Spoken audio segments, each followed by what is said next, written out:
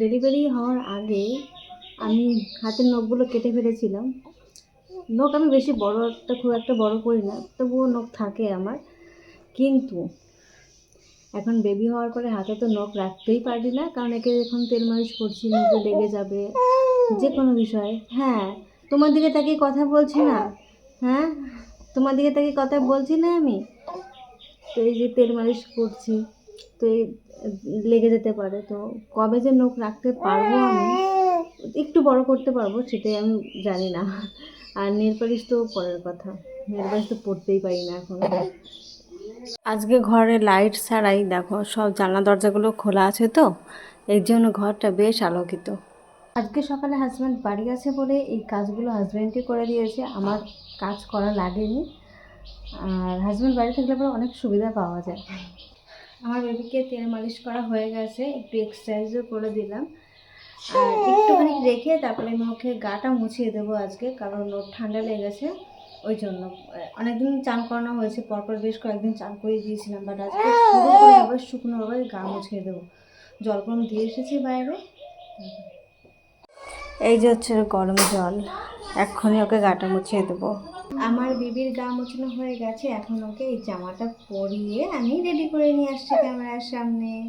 এই দেখো শোনা, চান করা হয়ে গেছে, সরি গা মোছানো হয়ে গেছে আজকে। এই তো এখনই ওকে ফিট করিয়ে দিলে পরে ও ঘুমিয়ে পড়বে। সো তারপরে আমার কাজ শুরু হবে। এই দেখো, এটা হচ্ছে আমার বেবির বেড। এটা একদম রাউন্ড, বাট এটাকে এইভাবেও ইউজ করা যায়। এখান দিয়ে এইভাবে যেমন সাইজ ইচ্ছা বানানো যায়। তো এই বেডটা আজকে রোদে দিয়েছিলাম বলে তোমাদের সঙ্গে শেয়ার করতে পারছি। আর আমার হাজব্যান্ড আমার বেবিকে নিয়ে একটু বাইরে গেছে, তাই ভাবলাম যে বেডটা যেহেতু ফাঁকা রয়েছে তাই তো দেখিয়ে দিয়ে একটু হয়েছে। আর সাথে ওই কুশনগুলো দিয়েছে, আরেকবার দেখাই। এই যে এই কুশন দুটো দিয়েছে। এটা দুইভাবেই ব্যবহার করা যাবে, এইভাবেও করা যাবে, এইভাবেও করা যাবে, এই পাশটা ইউজ করা যাবে, আবার এই পাশটা ইউজ করা যাবে। দই আছে, যেমন সাইজ ইচ্ছা করে নিতে পারবো। এইগুলো ধুয়ে দিয়েছি অনেক আগে, কিন্তু এখনো মেলতে পারিনি, কারণ সময় পাইনি, আমার মনেও ছিল না। সময় পেয়েছিলাম বাট আমার মনে ছিল না। আর এইগুলো এখন হচ্ছে 4:30টার মতন বাজে, কি 4টার মতন বাজে। তো এখন আমি ঘরেই মেলবো, আর বাইরে মেলবো না, বাইরে মেলা শুরু হয়ে যাবে। আমি একটু পরেই একটু ধীরে।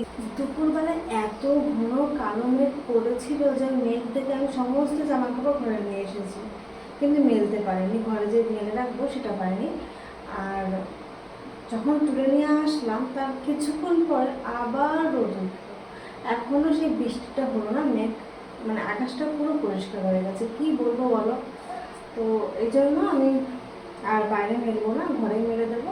তো আজকের ভিডিওটা এই অবধি, দেখা হচ্ছে নেক্সট নতুন কোনো ভিডিওতে।